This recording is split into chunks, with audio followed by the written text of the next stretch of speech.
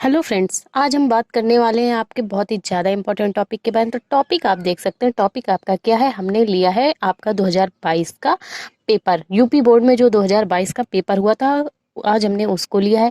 इसके बेस पे ही आपका मतलब इस तरह इसमें किस तरह का बेस रखा गया है, इसी के बेस पे आपका नेक्स्ट जो 2023 का आपका एग्ज़ाम होने वाला है वो पेपर बनने वाला है। तो चलिए देखते हैं कि आपका पेपर का पैटर्न किस तरह का रहेगा। तो चलिए वीडियो स्टार्ट करते हैं। तो आप देख सकते हैं ऊपर आपका कोड दिया है। इस कोड को क्या होता है, आपको कॉपी में फिल करना पड़ता है। ये पेपर का आपका नंबर है 102, 2022 का पेपर है। आप देख सकते हैं सामान्य हिंदी का पेपर है, ठीक। इसका जो समय दिया गया, आप समय देख सकते हैं, समय है 3 घंटे 15 मिनट। 15 मिनट एग्जाम नर देता है, जो आपको बच्चों को पढ़ने के लिए देता है कि आप पेपर अच्छे से पढ़ सकें और 3 घंटे में पेपर सॉल्व करें, ठीक। पूर्णांक जो आपका है वो 100 नंबर का होता है। इसमें नोट आपका जो दिया हुआ है आप देख सकते हैं, ये फर्स्ट आपका नोट दिया हुआ है कि प्रारंभ में 15 मिनट परीक्षार्थियों को प्रश्न पत्र पढ़ने के लिए निर्धारित है। देख सकते हैं जैसा कि हमने आपको बताया।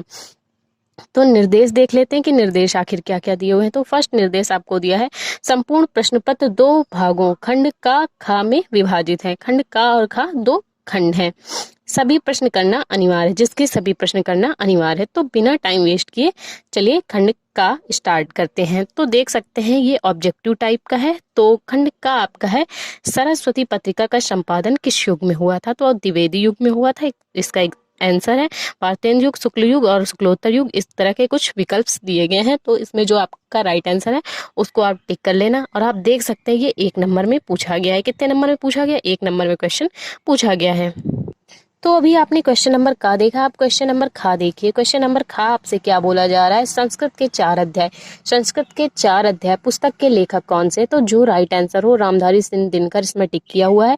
तो आपको जो राइट आंसर लगे उस पे आप टिक कर लेना। रामचंद्र शुक्ल द्वारा लिखा गया निबंध है। राष्ट्र का स्वरूप रामचंद्र द्वारा लिखा गया शायद निबंध है। आपको जो आंसर पता हो उसको आप लिख सकते हैं, ठीक। आ जा सकते हो किस विधा की रचना है। तो इसमें 4 विकल्प दिए गए हैं, उसमें आपको जो सही लगता है, आपको जो राइट आंसर पता हो उसमें आप टिक कर सकते हैं। इसी क्वेश्चंस के बेस पे आपका पेपर बनने वाला है, ये आप बिल्कुल ध्यान रखिएगा। तो इसी तरह के ऑब्जेक्टिव क्वेश्चन आपके खंड का में रखे जाएंगे, ठीक। तो आंसर नंबर अंगा है। अज्ञेय किसकी रचना है? अज्ञेय शेखर एक जीवनी अज्ञेय की रचना है। तो इसको भी आप अच्छे से कर लेना। तो चलिए देखते हैं, ये आपके खंड का के जो ऑब्जेक्टिव टाइप क्वेश्चन थे 1 से 5 नंबर के अंगा नंबर तक, वो आपके खत्म हो चुके हैं। तो अब बात आती क्वेश्चन नंबर 2 की। क्वेश्चन नंबर 2 जो आपका पूरा प्रश्न पत्र है, मतलब कि पूरा जो 2 नंबर क्वेश्चन है वो आपका दिया गया है, तीसरा पेज नंबर है। तो चलिए इसको देखते हैं। इसमें भी बहुविकल्पी क्वेश्चन के को ही रखा गया है। अब शायद पहले तो अब मतलब कि क्वेश्चन पूछते थे उनका आपको आंसर करना होता था, बट दूसरे वाले क्वेश्चन में क्या हो गया है कि अब इसमें भी ऑब्जेक्टिव रखते हैं। टोटल आपको 10 नंबर के ऑब्जेक्टिव क्वेश्चन दिए जाते हैं 1 और 2 में।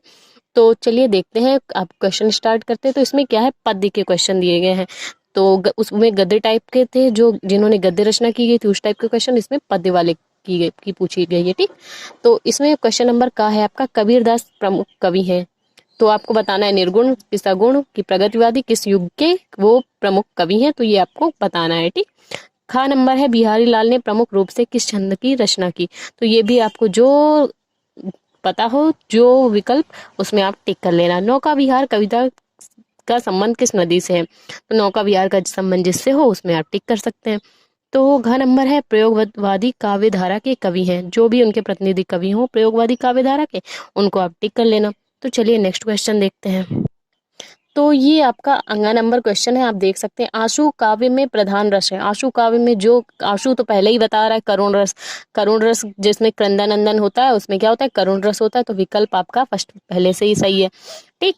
तो रस हम अपने वीडियोस में करवा के रखे हुए प्लेलिस्ट में पड़े हैं। अगर आपने उन वीडियोस को नहीं देखा तो जाकर उन वीडियो को चेकआउट कर लेना। हमने कुछ अलग टाइप से करवाए हैं जिसमें गद्य और पद्य दोनों का जो मिश्रण है वो शामिल किया। तो आप उन वीडियो को भी चेकआउट कर लेना, ठीक। तो आपका क्वेश्चन नंबर 3 है, दिए गए गद्यांश पर आधारित निम्न प्रश्नों के उत्तर दीजिए। गद्यांश, ये आपका गद्यांश दिया गया है। तो आप देख सकते हैं पहले ही राष्ट्र दिया गया, तो ये किस चैप्टर से? आपके राष्ट्र के स्वरूप वाले चैप्टर से है, ठीक। तो इसके जो भी लेखक हो तो उनका देखिए, आप क्वेश्चन पूछा गया पाठ के का शीर्षक और लेखक का नाम लिखे। तो जो भी इस पाठ का शीर्षक हो और लेखक का नाम, पाठ का नाम और लेखक का नाम लिखना, ठीक। और जो इन क्वेश्चन पूछे गए इनके आपको इसी गद्यांश से ढूंढ के आंसर करने हैं। इसमें आपको अथवा लगा के दूसरा क्वेश्चन दिया गया है, मतलब कि दो गद्दे वाले दो क्वेश्चन देते हैं एक अथवा लगा के, तो आपको जो करना हो वो आप कर सकते हैं। ठीक, इसमें भी आपको शीर्षक और लेखक का नाम और बाकी जो क्वेश्चन है वो करने, वो तो आपका कन्फर्म राष्ट्र का स्वरूप था। ठीक, तो अब चलिए देखते हैं कि जो आपका चौथा क्वेश्चन है वो क्या है। दिए गए पद्यांश पर आधारित निम्न प्रश्नों के उत्तर दीजिए। उसमें गद्यांश पे था, इसमें पद्यांश पे। मैं नीर भरी दुख की बदली, ये तो हमको लग रहा महादेवी वर्मा का है। ठीक, तो स्पंदन में चिर निस्पंद बचा, क्रंदन में हाथ विश्वासा, शायद उन्हीं का है, क्योंकि वही इस तरह के वीडियोस बनाती हैं। तो आप देख सकते हैं इसमें भी कुछ क्वेश्चन पूछे गए हैं। पाठ का शीर्षक और कवित्री का नाम बताना है आपको, तो आपको जो पाठ का शीर्षक और कवि का नाम आपको करना है। तो चलिए नेक्स्ट क्वेश्चन देखते हैं। तो आप देख सकते हैं पेज नंबर 6 है, जो उसमें क्या है, एक पद्यांश के क्वेश्चन वो थे, ये वाले क्वेश्चन बाकी ये पीछे दिए हुए हैं, और जो इसका अथवा वाला है उसके क्वेश्चन नीचे दिए गए हैं। तो आपको पार्ट हो उसके हिसाब से इस क्वेश्चन को सॉल्व करना है। तो चलिए नेक्स्ट क्वेश्चन देखते हैं। तो क्वेश्चन नंबर 5 में आपको क्या है, जीवन परिचय, एक लेखक का जीवन परिचय और इसमें एक कवि का जीवन परिचय करना है। का और खा में, 5वें क्वेश्चन में का और खा में लेखक और कवि का जीवन परिचय, इसमें भी एक जीवन परिचय करना है, इसमें भी एक जीवन परिचय। तो आपको इन तीनों में जिसका जीवन परिचय याद हो आप कर लीजिए। ठीक, इसमें भी वैसे ही है, अयोध्या सिंह उपाध्याय, जयशंकर प्रसाद, मैथिली शरण गुप्त। तो आपको जिसका जीवन परिचय याद हो आप उसको कर लीजिए। तो छठवां क्वेश्चन है, बहादुर और ध्रुव यात्रा कहानी की कथा वस्तु सार लिखिए। तो बहादुर या ध्रुव यात्रा कहानी का सारांश आपको लिखना है क्वेश्चन नंबर 6 में। तो 7वां क्वेश्चन आपको क्या बोला है, खंड काव्य के आधार पर किसी एक खंड का प्रश्न उत्तर दीजिए। खंड काव्य जो आपका है श्रवण कुमार का, या तो चरित्र चित्रण करिए, या तो श्रवण कुमार खंड काव्य की कथा वस्तु आपको लिखना है, या रश्मिरथी खंड काव्य के सर्वश्रेष्ठ स्त्री पात्र, या बाकी सब जितने भी खंड काव्य आपका जो खंड काव्य हो उसके आपको जो आपके उसमें हो, बुक में जो खंड काव्य दिया हो उसके आपको या तो पात्र का चरित्र चित्रण करना है, या तो खंड काव्य की कथा वस्तु करनी है। तो इस क्वेश्चन को भी आप कर लेना। तो खंड का जो का था वो आपका फिनिश हो चुका, तो बात आती खंड खा की। तो इसमें क्या है, संस्कृत को रखा गया। 8वां क्वेश्चन है आपका, दिए गए संस्कृत गद्यांशों में से किसी एक का ससंदर्भ हिंदी में अनुवाद कीजिए। जैसे आपको गद्यांश और पद्यांश में दिए गए थे क्वेश्चन, उसमें आपको क्वेश्चन करने थे, वैसे ही आपको संस्कृत में दिए गए क्वेश्चन पूछे जाएंगे इस गद्यांश के अकॉर्डिंग, तो आपको उनको भी सॉल्व करना है। तो चलिए नेक्स्ट क्वेश्चन देखते हैं। तो इसमें क्या पूछा गया है, अभी तक तो आपको पूछ रहा था केवल मतलब कि ये गद्य टाइप पूछे गए थे। तो इसमें अब एक श्लोक, दिए गए श्लोकों में से किसी एक का ससंदर्भ अनुवाद कीजिए। तो ये दो आपको श्लोक दिए गए हैं, तो आप उनको भी कर लेना, उनका भी एक संदर्भ सहित अनुवाद करना है आपको। तो आप देख सकते हैं जो क्वेश्चन नंबर 9 है, निम्नलिखित मुहावरों और लोकोक्तियों में से किसी एक का अर्थ लिखकर वाक्य में प्रयोग कीजिए। तो अक्ल का दुश्मन गागर में सागर, हाथ पीले करना मुंह फुलाना। तो आपको जिसका भी आपको आता हो उसका भी ससंदर्भ मतलब कि उसका अनुवाद, उसका जो अर्थ क्या होता है और अनुवाद करना है आपको। तो जो आपको आता हो उसको कर लेना। ठीक, एक का करना है, निम्न में से निम्नलिखित शब्दों के संधि विच्छेद के सही विकल्प का चयन कीजिए। जिस संधि विच्छेद का विकल्प सही हो, पुस्तकालय का क्या होता है, तो जो सही हो उसमें आप टिक कर सकते हैं। क्वेश्चन नंबर 10वें के का में।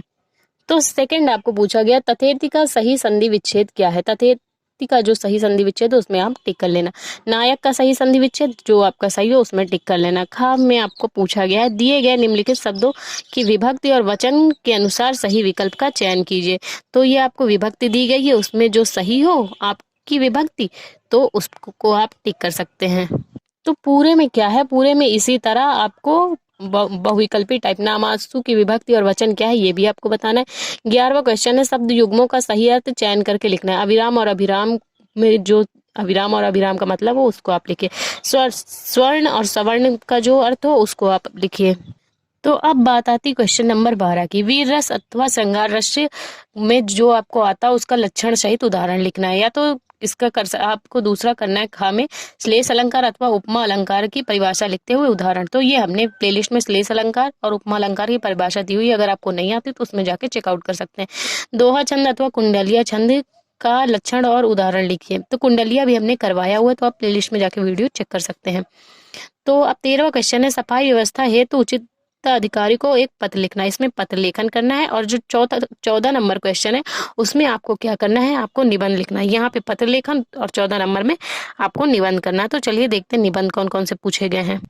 तो ये आपका 14 नंबर क्वेश्चन है। तो देखिए निबंध किस टॉपिक पे, भारतीय किसानों की समस्या और समाधान, जीवन में खेल का महत्व, जीवन में पर्यावरण की आवश्यकता, नई शिक्षा नीति से विकास की संभावनाएं, पर विद्यार्थी के जीवन में अनुशासन का महत्व। इन टॉपिक्स पे आपको निबंध करना है। तो अगर आपको ये पेपर लेना है, अगर इसकी पीडीएफ चाहिए तो कमेंट बॉक्स में आप हमको कमेंट करके बता सकते हैं। Thank you for watching this video. तो हमने सारे जो 2022 का अभी हम फिजिक्स का भी मॉडल पेपर डाल चुके हैं। अगर आपने उसको नहीं चेक किया तो उसको भी जाके प्लेलिस्ट में चेक कर लीजिए।